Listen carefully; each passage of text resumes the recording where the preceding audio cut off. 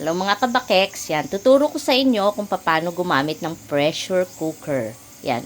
Tapos ko na siyang i-pressure, pakuluin.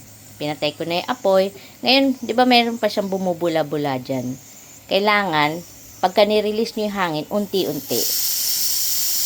Yan, unti-unti ang release. Pag binigla nyo kasi siya, may possibility siyang yung sasabog. Kaya unti-unti.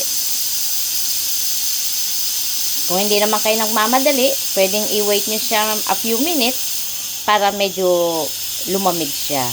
Tapos at saka nyo mabubuksan. Iba kasi hindi marunong gumamit ng pressure cooker. Kaya yan, tuturo ko sa inyo yan. Yan, na-release na, di ba? Wala na siyang usok na lumalabas. At saka nyo na siya kukunin. Yan. Hayaan nyo pa siya. May usok-usok pang konti. Yan. Kailangan lang yung usok. Ayun na, di ba? May usok pa siya. Yung iba kasi natatakot gumamit ng pressure cooker. Dahil nga daw sumasabog. Kailangan lang medyo, ano bang tawag doon? Yung bumaba muna yung pressure niya bago mo siya bubuksan. Ayan.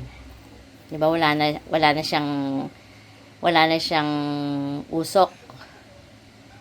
Yan, wala nang pressure sa loob, pwede na natin siyang buksan. Buksan natin. 'Yon. Ayan, 'di ba?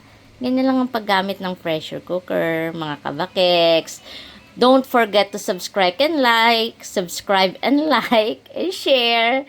Thank you po sa panonood. Sana po may natutunan kayo. Thank you. God bless to all.